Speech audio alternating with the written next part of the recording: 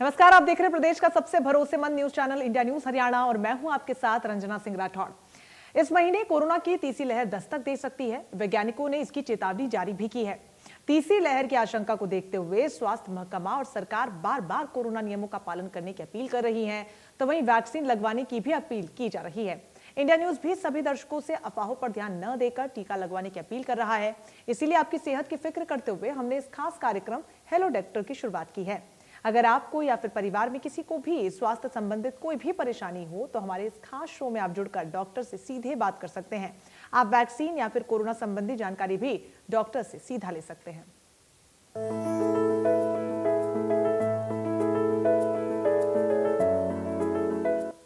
तो कोरोना की तीसरी लहर को लेकर आशंका जताई जा रही है। हरियाणा सरकार भी इसको लेकर पूरी तरीके से अलर्ट है। सरकार की ओर से तैयारियां क्या कुछ की जा रही हैं, ये ग्राफिक्स के जरिए आपको समझा देते हैं कि किस तरीके से हरियाणा में बंदोबस्त किए जा रहे हैं। खासतौर पर तीसरी लहर से निपटने के लिए सरकार ने एक टास्क फोर्स तैयार की है। साथ ही तमाम उपकरण और दवाइयों के स्टॉक की निगरानी भी की जा रही है, जिससे किसी भी प्रकार से कालाबाजारी न की जा सके। इसके अलावा बेड, ऑक्सीजन और वेंटिलेटर की संख्या को बढ़ाया गया है, जो कि बहुत ज्यादा जरूरी भी है और अनिवार्य भी। डॉक्टर्स और पैरामेडिकल स्टाफ की नई भर्ती की गई है, क्योंकि स्कैर्सिटी बुरे वक्त में डॉक्टर्स की सबसे ज्यादा देखने को मिली। कई जिलों में ऑक्सीजन के नए प्लांट भी लगाए गए हैं, क्योंकि ऑक्सीजन की कमी के चलते कई मरीजों को कोरोना की दूसरी लहर में भारी दिक्कत आई थी। पानीपत, हिसार की बात करें तो 500 बेड के अस्पताल यहां पर तैयार किए गए हैं। इसके अलावा भी सरकार कई ऐसे स्टेप्स या कदम उठा रही है, जिसको लेकर यहां पर मरीजों को किसी प्रकार से समस्या न हो। उपकरण और दवाइयों की स्टॉक की निगरानी भी की जा रही है।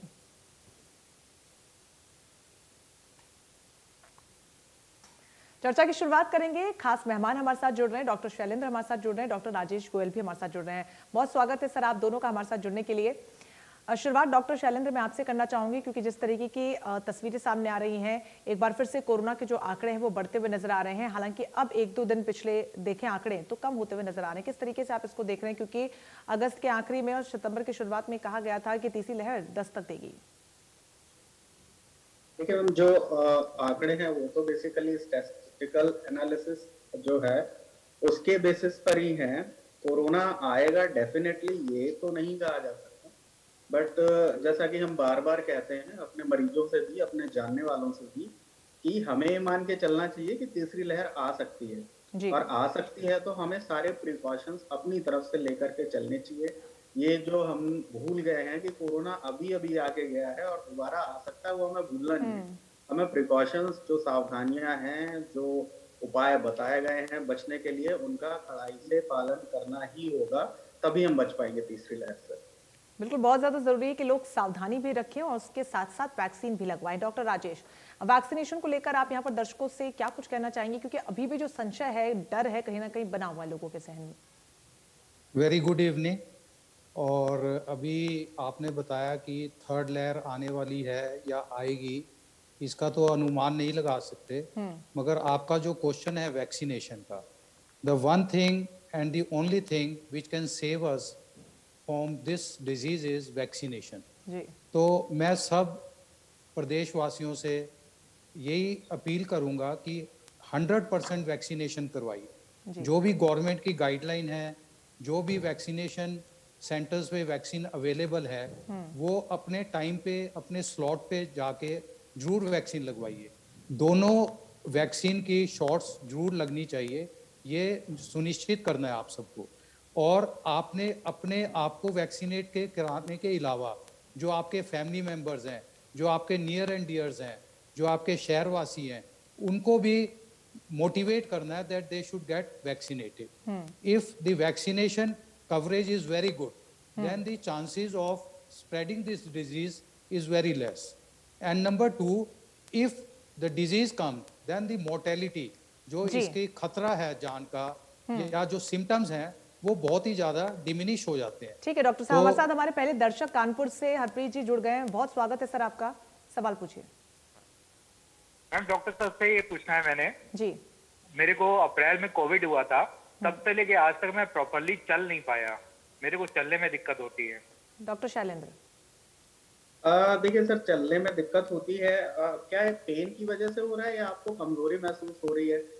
सर, कमजोरी कोई नहीं है, मेरे को कोविड के बाद से एकदम से दिक्कत है। नहीं, चलने में परेशानी महसूस हो रही है तो क्या दर्द हो रहा है आपको, या आपको पैर उठाने में तकलीफ हो रही है? स्वेलिंग मिलती है, सॉरी, घुटने से नीचे पैर तक पूरी स्वेलिंग रहती है। ओके। और दर्द? हेलो जी सर। हरप्रीत जी, डॉक्टर साहब पूछ रहे हैं क्या आपके, जैसे कि आप बोल रहे हैं स्वेलिंग रहती है, इसके अलावा दर्द भी रहता है क्या उस पोर्शन में पाँव के? जी जी जी जी जी डॉक्टर साहब, दर्द भी रहता है, स्वेलिंग भी रहती है, और ये कोविड के बाद से शुरू हुआ है।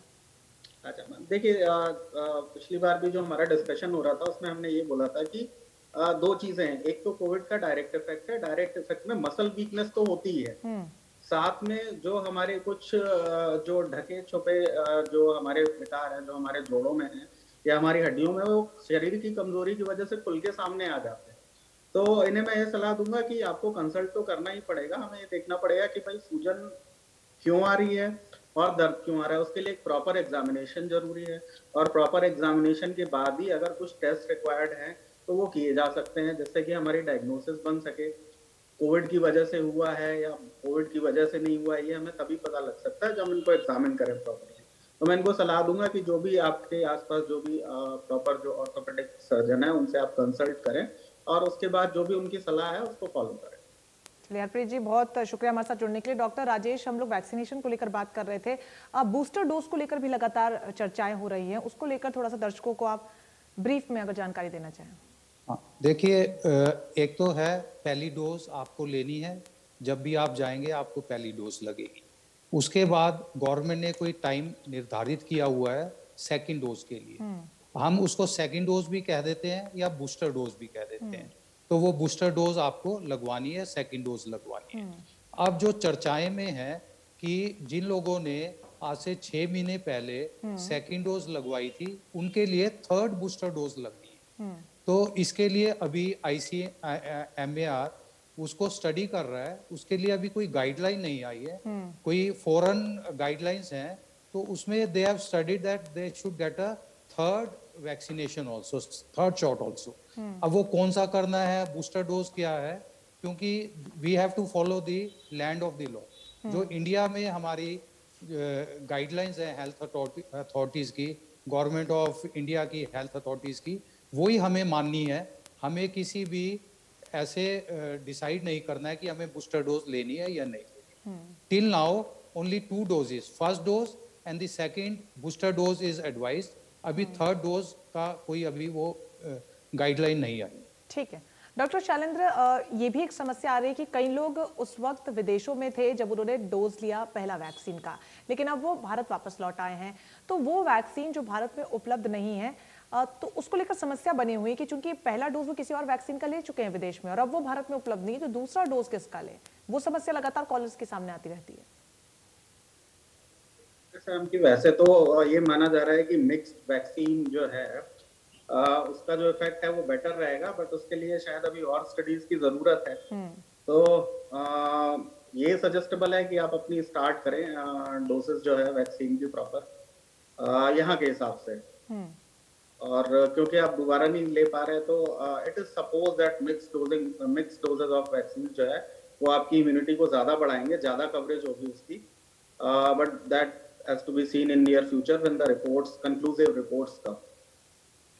बहुत ज़्यादा ज़रूरी है इस बात को भी समझना कि वैक्सीन की कौन सी डोज आप ले रहे हो, कम से कम दोनों डोज आप पूरी कंप्लीट ज़रूर कीजिए।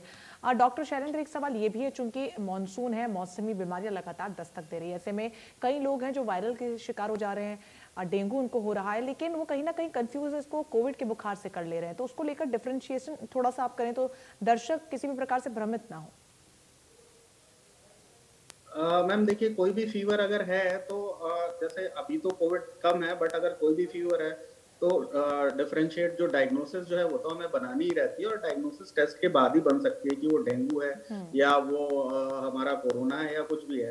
तो हमें डॉक्टर के पास तो जाना ही है, हमें पता तो करना ही है कि हमारी बीमारी कौन सी है। जब तक हमें पता नहीं चलेगा, जब तक हमारे टेस्ट नहीं होंगे तब तक हमें पता नहीं चलेगा कि बीमारी कौन सी है।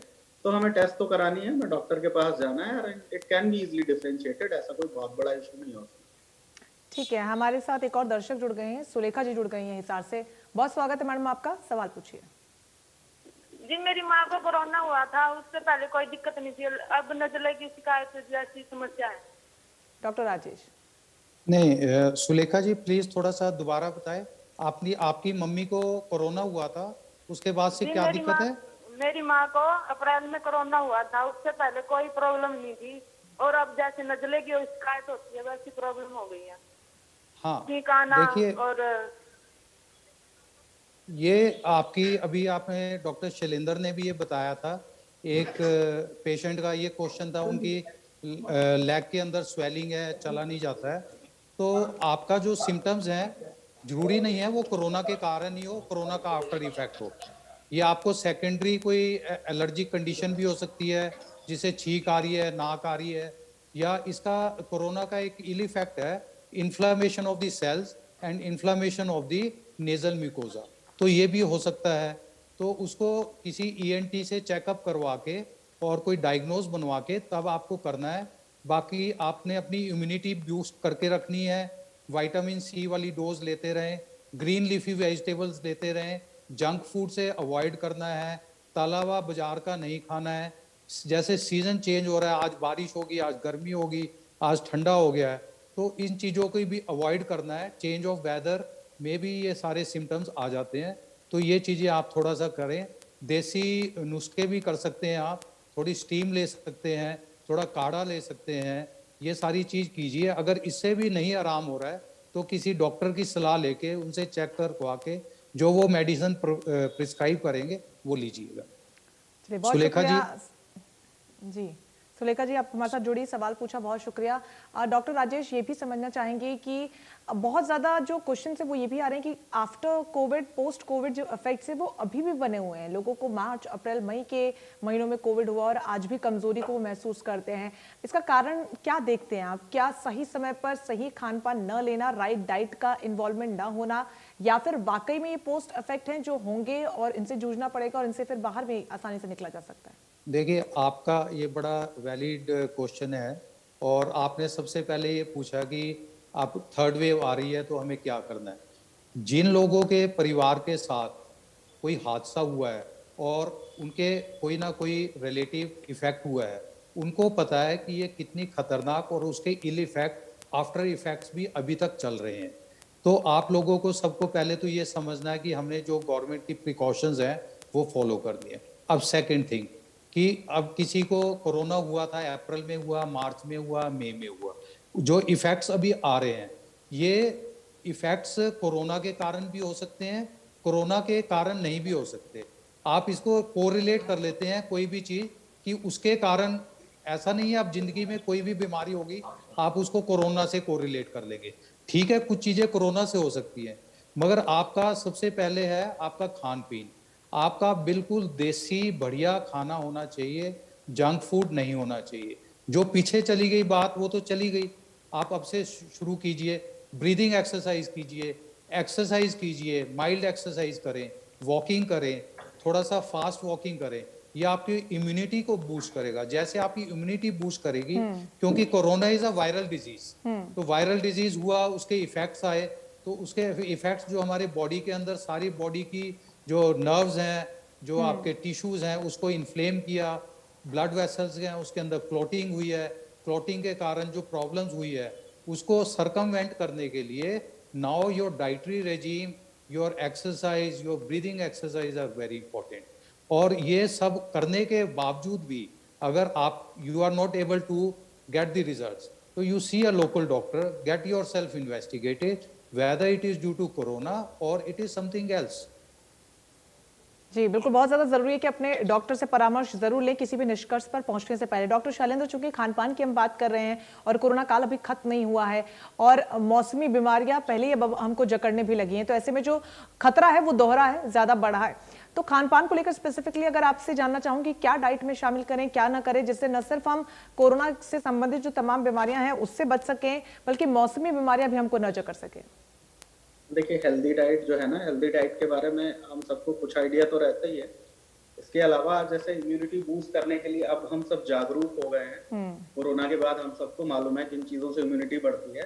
तो हमारी डाइट में एक तो क्वांटिटी ऑफ प्रोटीन होना चाहिए, अच्छा क्वांटिटी ऑफ प्रोटीन होना चाहिए। जो बोलते हैं 1 ग्राम पर KG body weight per day, ये हमारी रिक्वायरमेंट है। अगर हम 60 किलो के हैं तो 60 ग्राम ऑफ प्रोटीन हमें हमारी रिक्वायरमेंट है। जो कार्बोहाइड्रेट्स है, जो रिफाइंड कार्बोहाइड्रेट्स है, शुगर हो गई जैसे, या हम चाय बहुत ज्यादा पीते हैं, कॉफी में चीनी डाल के ज्यादा पीते हैं, रिफाइंड कार्बो, और कुछ हद तक रोटी और चावल भी, इनको हमें थोड़ा सा अवॉइड करना है। हमें प्रोटीन की मात्रा बढ़ानी, कार्बोहाइड्रेट की मात्रा कम करनी है। इसके अलावा ग्रीन लीफी वेजिटेबल्स और फ्रूट्स, ये सारी चीजें जो है वो सहायक है हमारी इम्यूनिटी बढ़ाने में और हमें रोगों से बचाने में। जी बिल्कुल, बहुत ज़्यादा ज़रूरी है इस बात को समझना भी कि अच्छा खान पान ही आपको एक स्वस्थ शरीर दे सकता है। डॉक्टर राजेश, लेकिन बहुत से लोग ये हैं जिनका बिलीफ आज की तारीख में ये है कि बाहर से चीज़ें नहीं खानी है या बाहर से प्रोटीन नहीं लेना है, बाहर से जो अब पैक्ड चीज़ें मिलने लगी है, कम से कम उस पर निर्भर नहीं होना, सिर्फ घर का ही जो खाना है वही खाना चाहिए। लेकिन कोरोना की जो बीमारी है वो बहुत ही ज़्यादा हार्डकोर है और इम्यूनिटी आपकी बहुत ज़्यादा अच्छी होनी चाहिए। क्या लगता है कि बाहर की चीज़ों को बिल्कुल अवॉइड करके रखना चाहिए, सिर्फ घर का खान पान ही इनफ है? देखिए, ये तो इस अ जनरल थिंग। आप जो अपने घर में बनाएंगे साफ सुथरा, आप अपना देखेंगे, जो रॉ मटेरियल है आप उसको अच्छी तरह वॉश करेंगे, आपके यूटेंसिल वॉश्ड होंगे, आपको ये पता है कि आपके हाथ कितने साफ है, आपके यूटेंसिल कितने साफ हैं, आप पानी कौन सा यूज कर रहे हैं। आप बाहर के खाने पे कैसे निर्भर कर सकते हैं, कैसे आप उसको कर सकते हैं? या तो कोई, हमारे यहाँ इंडिया में स्ट्रीट फूड का बहुत कल्चर है, आप देखो कितनी अनहाइजीनिक कंडीशंस में वो खाना बनता है, करता है। वो चीज़ें तो टेस्ट के लिए हैं, अपनी जीभ के स्वाद के लिए हम लोग बाहर जाके खाते हैं।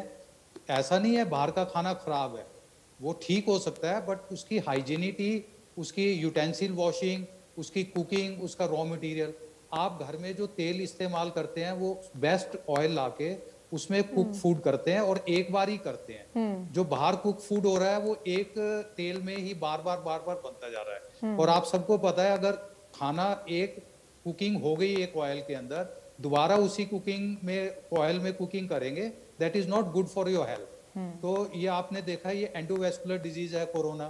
तो जैसे जैसे ये आप जितने ज्यादा लेंगे, वेसल्स आपकी इन्वॉल्व होंगी, आपके कोलेस्ट्रॉल राइज होगा, तो आपको इफेक्ट्स भी ज्यादा होंगे। तो आपका क्वेश्चन ये है कि बाहर बिल्कुल खाना नहीं खाना चाहिए या घर का खाना चाहिए। I will always suggest the home food is the best food. बाहर का फूड बेस्ट हो सकता है, अच्छा हो सकता है, टेस्टफुल हो सकता है, चेंज होने के लिए जा सकते हैं, हम खा सकते हैं, कोई पार्टी फंक्शन पे जा सकते हैं, बट उसको आपको ये देखना है कि वो सोर्स क्या है उस फूड का, ये बहुत इंपॉर्टेंट है। ठीक है, बहुत ज़्यादा ज़रूरी है कि खान पान के वक्त आपको ये भी ध्यान रखना है कि कितना हाइजीनिक वो है, सिर्फ स्वाद का ही ख्याल नहीं रखना है। डॉक्टर शैलेंद्र, बच्चों के लिए भी कोरोना काल जो है, जी सवाल मैं आपसे लूंगी। राजेंद्र हमारे साथ, हमारे दर्शक सोनीपत से जुड़ गए, पहले उनका सवाल ले लेते हैं। बहुत स्वागत है सर आपका कार्यक्रम में, सवाल पूछिए। Thank you. राजेंद्र जी, आवाज मिल रही है आपको? हाँ जी, मिल रही है। सर स्वागत है, सवाल पूछिए अपना। देखो जी, मैं हाँ जी, आती है बिल्कुल। आप अपने टीवी के वॉल्यूम को कम कर दें ताकि आपको आवाज साफ मिल सके। मैं हार्ट पेशेंट हूँ जी, 67 मेरी एज हो रही, और मैंने कोवैक्सीन लगवाई थी दिल्ली, और बहुत ही बढ़िया फैसिलिटी दे रहे हैं वहाँ पर जी। वो वहाँ की ऐसी बढ़िया फैसिलिटी, कोई साइड इफेक्ट नहीं, बुखार चढ़ा, मैं बिल्कुल सेटिस्फाइड हूँ। स्वास्थ्य मेरा ओके है बिल्कुल जी। सवाल क्या है सर, सवाल क्या है? सवाल यही है कि भाई ऐसे चलता है, सभी लोग वाले का सही रहेगा। सर आपकी आवाज साफ नहीं मिल रही है, आप टीवी के वॉल्यूम को जरा कम करिए क्योंकि बैकग्राउंड से मुझे खुद मेरी आवाज मिल रही है। चलिए आप दोबारा से हमारे साथ कनेक्ट कीजिएगा। डॉक्टर शैलेंद्र, मैं सवाल आपसे ये पूछ रही थी इससे पहले कि कोरोना काल, अब जो तीसरी लहर को लेकर जो लगातार बातें हैं, बच्चों पर इफेक्ट होगा, उसको लेकर स्पेसिफिकली क्या कुछ अभिभावकों के लिए आपका सजेशन होगा? क्योंकि बच्चे बहुत ज्यादा फिजिकल एक्टिविटीज में इन्वॉल्व नहीं होते हैं, राइट डाइट को लेकर बहुत ज्यादा उनका शेड्यूल टाइप नहीं होता है, उनके लिए स्पेसिफिक आपका सजेशन क्या होगा? देखिए, करंट जो सिनेरियो है उसमें जंक फूड का कल्चर बहुत ज्यादा बढ़ गया है। तो सबसे, जब अब अपने बच्चों ने बाहर निकलना चालू किया, स्कूल भी स्टार्ट हुए हैं, तो एक तो बच्चों को भी हमें एजुकेट करना पड़ेगा टू मेंटेन सोशल डिस्टेंसिंग जितना भी कर सकते हैं स्कूल में। और दूसरा ये है कि जो डाइट को लेकर के है, तो डाइट को लेकर के जैसा अभी सर ने बताया कि home food is best food, कभी कभार चेंज करना हो that is a different thing. Nutrition को लेके मैंने पहले बताया कि प्रोटीन की क्वांटिटी हमें मेंटेन करनी रखी है, that holds true for adults as well as children. But बच्चे मानते नहीं है, तो माँ बाप को समझाना पड़ेगा कि these are not normal times. ये जो है थोड़ा जो वक्त है ये थोड़ा कठिनाइयों भरा वक्त है, तो इसमें हमें ज्यादा सावधानियां, ज्यादा प्रिकॉशंस रखने की जरूरत है। बहुत ज़्यादा ज़रूरी है पेरेंट्स को यहाँ पर बहुत ज़्यादा प्रिकॉशंस लेने की, क्योंकि बच्चों को मनवाना एक बहुत बड़ा डिफिकल्ट टास्क है। डॉक्टर राजेश, कुछ फिजिकल एक्टिविटीज़ अगर आप बताना चाहें यहाँ से हमारे दर्शकों को, जो बहुत ज़्यादा जिस टाइम टेकिंग ना हो और चलते फिरते भी अपने दिनचर्या के साथ हम आसानी से कर सकते हैं, ताकि सभी इससे ज़्यादा कर पाएँ। That's a very beautiful question, और ये मेरे दिल को छूने वाला और मेरे मतलब बहुत ही खुशनुमा क्वेश्चन है। मैं इससे बड़ा अटैच हूँ एक्सरसाइजेज से जी। तो पहले तो मैं जो सोनीपत में एक वक्ता ने ये पूछा है आपके व्यूअर ने कि उसको हार्ट डिजीज है, मैं पहले ये देखो ये बताना चाह रहा हूँ लोगों को, ऐसा नहीं है, नेगेटिविटी नहीं है, उनको हार्ट डिजीज है, वो कह रहे हैं कि हमारी बड़ी अच्छी फैसिलिटी दी, बहुत अच्छी देखभाल की, ये बहुत खुशी की बात है हमारी मेडिकल फ्रेटर्निटी के लिए, हेल्थ डिपार्टमेंट के लिए, आप मीडिया के लिए, आप सबके लिए ये पॉजिटिविटी रिपोर्ट्स भी आनी चाहिए। और एक ये खुद ही एक पेशेंट अपने मुंह से बता रहा है तो बहुत खुशी की बात है, and we should all be happy as a combined, it was a team of the health department, it was a team of the doctors, the media and the police forces. तो इसके लिए मैं बहुत ही धन्यवाद हूँ अपने व्यूअर का जिसने ये वो दिया है। तो नेक्स्ट ये आया है कि एक्सरसाइज, देखिए सबसे पहले आपने सुबह, एक तो अर्ली मॉर्निंग, हमारे जितने भी शास्त्र हैं सब ये कहते हैं व्हेन दी सन राइजेस, दी पहली जो किरण होती है उसमें जागना चाहिए, ठीक है, ये सबसे इम्पोर्टेंट है, क्योंकि जो उस टाइम की किरणें पड़ती हैं उससे हमारी विटामिन D3 भरपूर मात्रा पे मिलती है, और 2-3 घंटे हम उस टाइम में अगर अवेक हैं और मूवमेंट कर रहे हैं in the open garden, that is the best thing, बहुत खूबसूरत चीज है।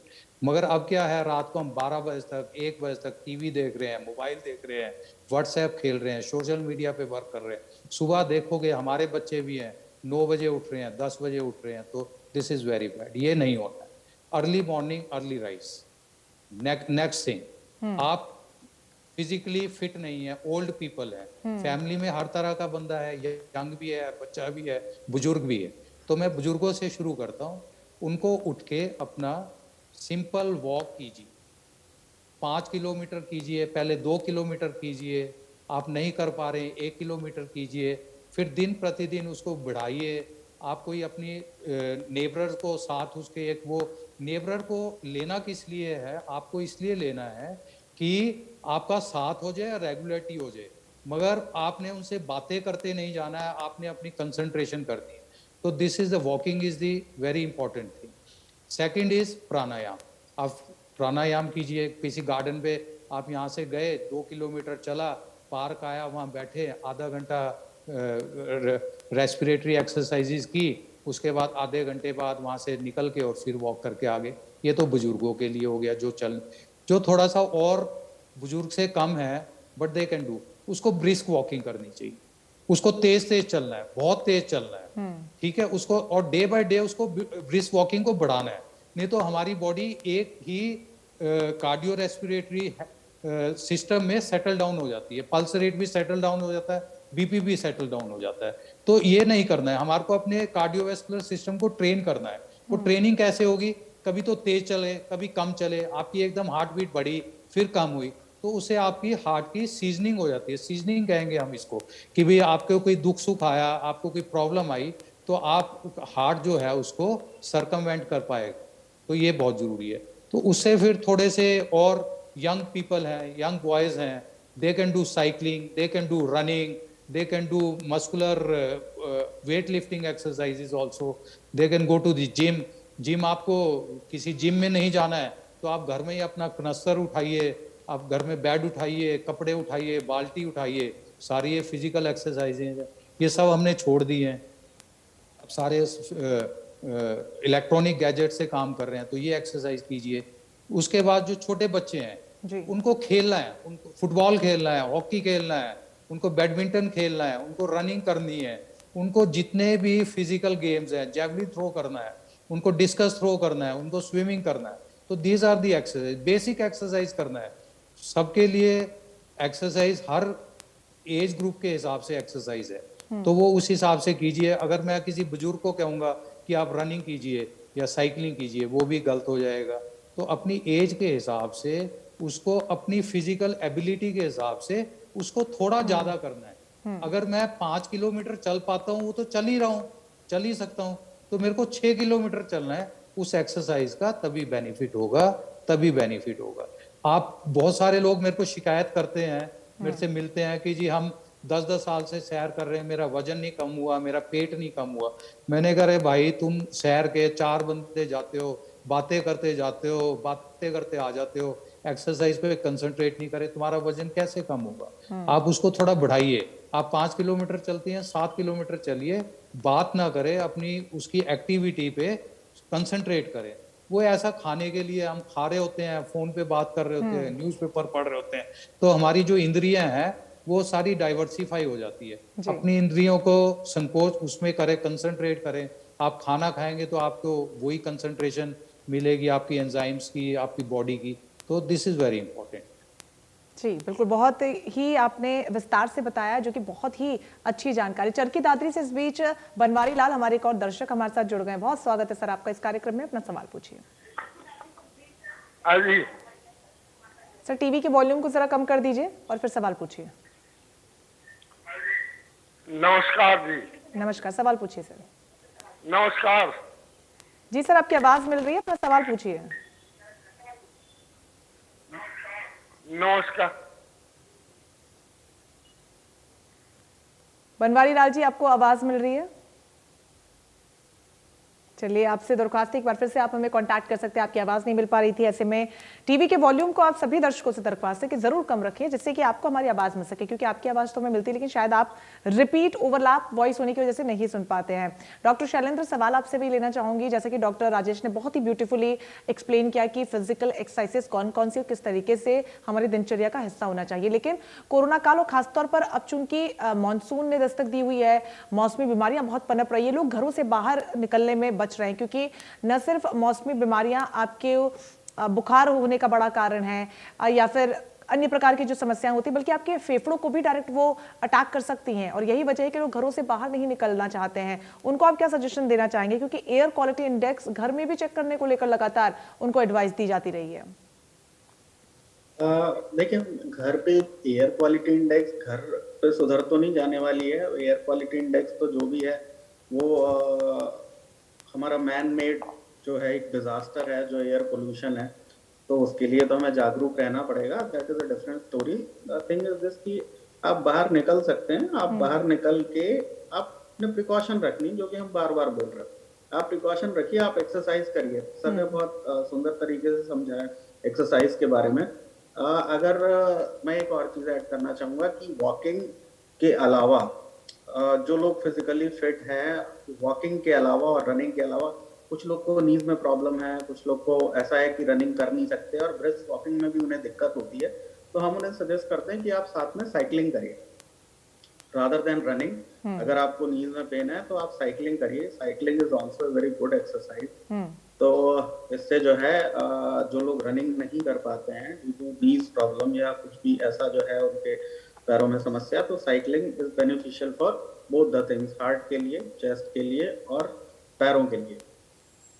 जी बिल्कुल, बहुत ज़्यादा ज़रूरी है कि यहाँ पर हमारे तमाम दर्शक इन स्टेप्स को फॉलो करें और ये एक्सरसाइजेस कम से कम ज़रूर करें, क्योंकि अच्छा खान पान और ये थोड़ी बहुत एक्सरसाइजेस आपकी दिनचर्या को न सिर्फ अच्छा बनाती हैं, पॉजिटिव माइंड देती हैं, बल्कि फिजिकली भी आप बहुत ज़्यादा स्ट्रॉन्ग फील करते हैं। डॉक्टर राजेश, कमजोरी की जो कमी है वो लगातार उसको लेकर सवाल सामने आ रहे हैं। आपसे ये सवाल भी लूंगी, कंटिन्यू करूंगी डॉक्टर राजेश, लेकिन बनवारी लाल जी हमारे साथ एक बार फिर से जुड़ गए हैं, उनसे सवाल ले लेते हैं। बनवारी जी, सवाल पूछिए।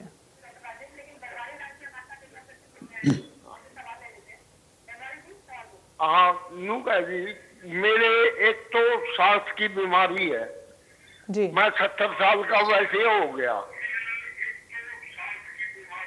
हाँ जी, और एक खांसी जुकाम है और जुकाम है, एक नरों में खराबी है काफी दिन हो गए। जी डॉक्टर शैलेंद्र। एक तो बहुत क्लियरली ऑडिबल नहीं था इनका। इनका सवाल ये है कि काफी टाइम से 70 साल इनकी उम्र है और काफी टाइम से इनको खांसी जुकाम है जो कि नहीं जा रहा है, उसको लेकर इनको समस्या बनी हुई है। मैम तो इन्हें मैं सलाह दूंगा कि जो नियरेस्ट इनके चेस्ट फिजिशियन है उनको कंसल्ट करें। फोन पे अब इसके बारे में सलाह दे पाना मुश्किल है, जो भी नियरेस्ट चेस्ट फिजिशियन है उनसे कंसल्ट बनवारी लाल जी, आप करें। अपने डॉक्टर से सलाह ले सकते हैं और उसी के आधार पर आप दवाइयां लेकर आएं और उसे खाएं और अच्छा खान पान आप खाएं। डॉक्टर शैलेंद्र, ये सवाल जो है बहुत ही कॉमनली उठता है हमारे कॉलर्स और व्यूवर्स की तरफ से, क्योंकि एक फैक्टर क्या उम्र भी होती है, क्या एज भी इसमें वाइटल रोल प्ले करता है कि आपकी एक उम्र हो जाती है उसके बाद इन बीमारियों को आपको जकड़ लेना बहुत ज्यादा आसान होता है, तो उसमें कुछ एक्स्ट्रा प्रिकॉशंस आपको लेने की आवश्यकता? देखिए मैम, जो एज के साथ जो है our body's defence mechanism fail, हमारे डिफेंस मैकेनिज्म जो होते हैं वो फेल होने लगते हैं धीरे धीरे जी। अब उम्र के असर को हम खत्म तो नहीं कर सकते लेकिन कम कर सकते हैं। जो हमारी सारी बहस जो चालू हुई हमारी अपने आप को फिट रखने की, अपनी इम्यूनिटी बढ़ाने की, ये हमारी जागरूकता जो है वो आई है कोरोना के बाद में जी। उससे पहले भी हमें जागरूक रहना चाहिए था।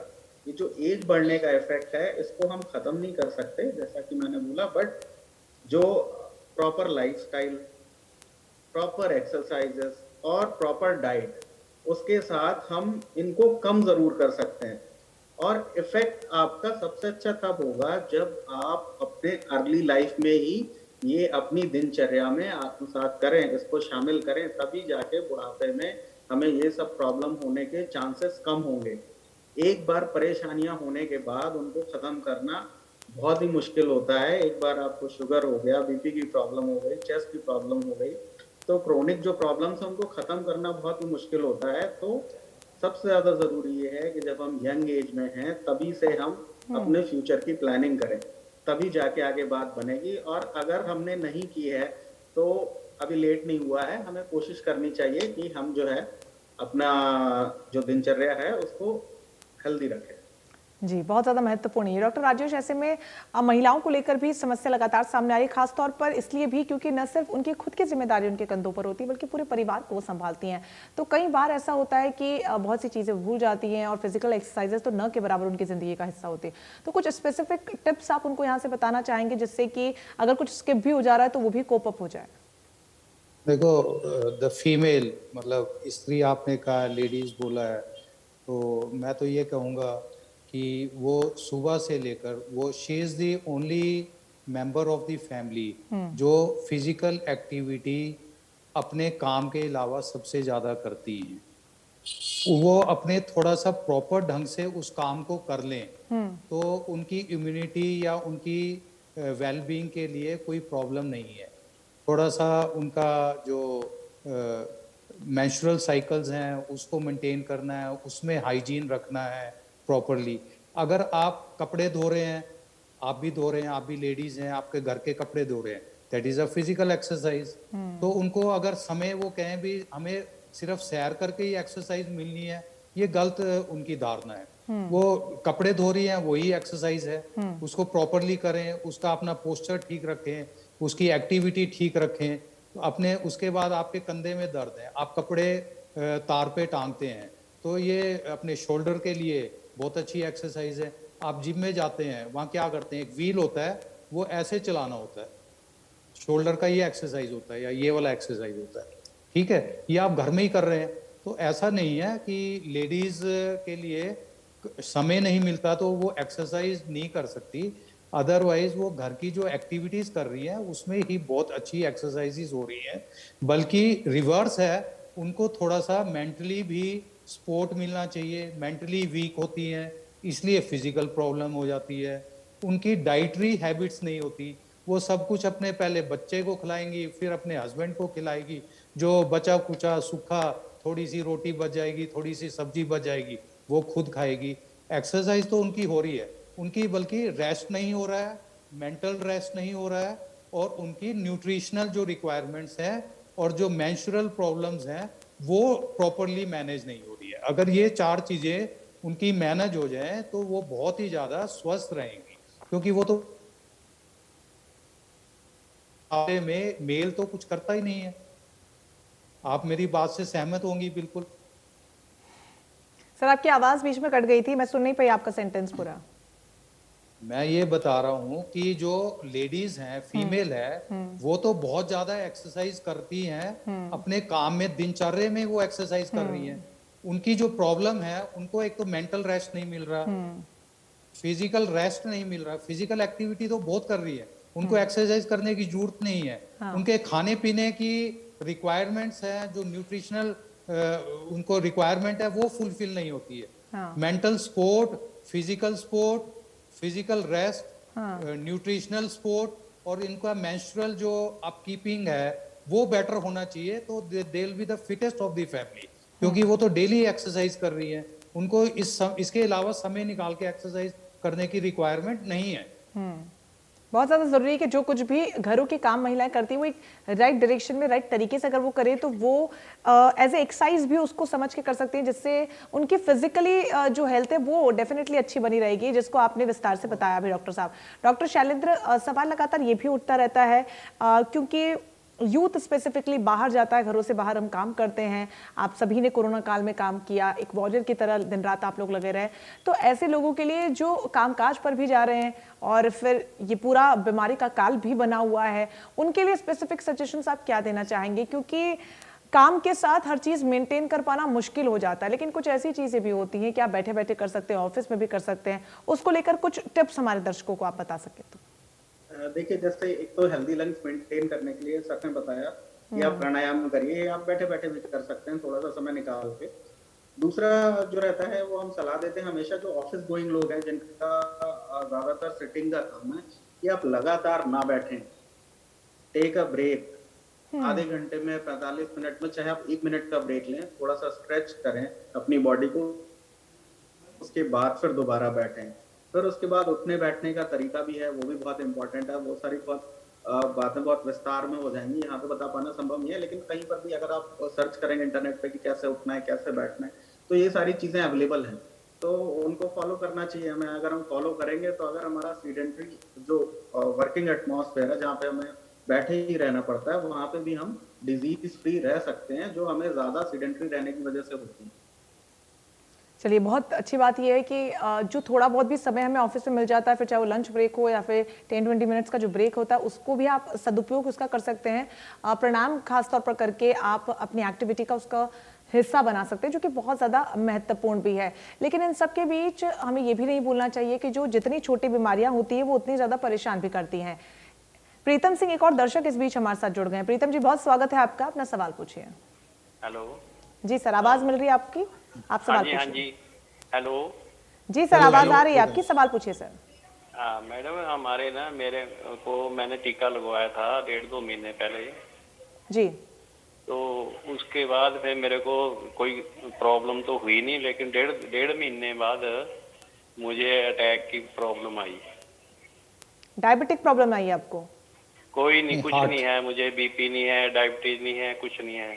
अच्छा, ठीक है। लेकिन मैंने 10-20 साल में कोई गोली नहीं खाई, मैंने तो एक पंगा ले लिया, ये टीका लगवा के मेरे को बड़ी दिक्कत, एकदम अटैक आना।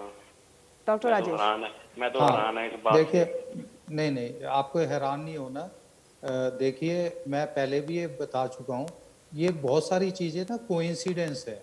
अभी आपको टीका 1.5 महीना पहले लगा, तो हार्ट की आपको अटैक बता रहे हैं, आपको जो मुझे समझ में आया, हार्ट का अटैक आया, चेस्ट में पेन हुआ होगा आपको, है ना? तो इसके लिए ये तो किसी को वैसे भी आ सकता है। आप इसको अपनी वैक्सीन से कैसे कोरिलेट कर सकते हैं? ठीक है, आप कोई भी चीज करेंगे और उसके बाद कोई चीज होगी, तो आप उस चीज से तो कोरिलेट नहीं कर सकते इसको। ये आपको वैसे भी आ सकता है। और बहुत बार देखा गया है कि बहुत हेल्दी लोग होते हैं, किसी को कोई हार्ट की प्रॉब्लम नहीं होती, किसी को कोई लंग्स की प्रॉब्लम नहीं होती, कोलेस्ट्रॉल नहीं बढ़ा होता है, फिजिकली एक्टिव होते हैं, उनको भी हार्ट का अटैक आ जाता है। तो ये मतलब नहीं है कि आपको वैक्सीन से आया। हाँ, बहुत ही रेयर चांसेस हैं कि वैक्सीनेशन की कोई प्रॉब्लम आई है, और इंडिया में तो ये प्रॉब्लम्स बहुत ही कम पाई गई है। करोड़ों वैक्सीन लग चुकी हैं, किसी को 1 या 2 व्यक्ति को या 4 व्यक्ति को प्रॉब्लम आई होगी, and that too in the initial phase of the vaccination. वो कोई 1.5 महीने बाद या 1 महीने बाद नहीं आई है, लगने के तुरंत बाद ही कोई दिक्कत आ गई है तो आ गई है। तो आप इसको वैक्सीनेशन से नहीं कोरिलेट कीजिए।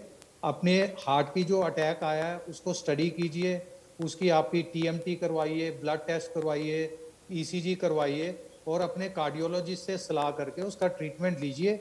और जो सेकंड डोज का टाइम है बराबर अपनी सेकंड डोज लीजिए। चलिए, बहुत शुक्रिया प्रीतम जी हमारे साथ जुड़ने के लिए और सवाल पूछने के लिए। बहुत ज़्यादा ज़रूरी है कि इस तरह की कन्फ्यूजन्स दूर हो और यही वजह है कि इस पूरे कार्यक्रम को हम आपके बीच में लेकर पहुंचते हैं। तो अभी तक आपके जहन में भी कोई कन्फ्यूजन और आपने नहीं कॉल किया तो हमारे नंबर्स को डायल कर आप हमसे जुड़ सकते हैं। और दोनों खास मेहमान हमारे साथ लगातार बने हुए हैं जो बहुत ही आसान शब्दों में आपको समझा रहे हैं कि समस्या क्या है, उसका निराकरण क्या कुछ हो सकता है। डॉक्टर शैलेंद्र, लगातार लोगों के जहन में वैक्सीन को लेकर जो भ्रम है उसके उदाहरण भी आप देख ही रहे हैं कि वैक्सीन लगवाने के बाद अगर कुछ हो जाता है तो वैक्सीन की वजह से, और उससे पहले अगर आपको कुछ है तो आप वैक्सीन नहीं लगवा रहे हैं। ऐसे तमाम लोगों को इस मंच से आप क्या एडवाइस देना चाहेंगे? देखिए मैम, जो वैक्सीन है हमें ये बात समझनी है कि वैक्सीन इकलौता हथियार है हमारे पास कोरोना से लड़ने के लिए जी। अगर हम वैक्सीन नहीं लगवा रहे हैं तो इसका मतलब ये है कि हमने कोरोना के सामने हार मान ली है, हमने हथियार डाल दिए। हमें वैक्सीन लगानी ही है। अगर हमें कोरोना से बचना है तो वैक्सीन लगानी पड़ेगी। वैक्सीन के दुष्प्रभाव हो सकते हैं और इनमें से मैक्सिमम जो ज्यादातर है वो टेम्पररी है।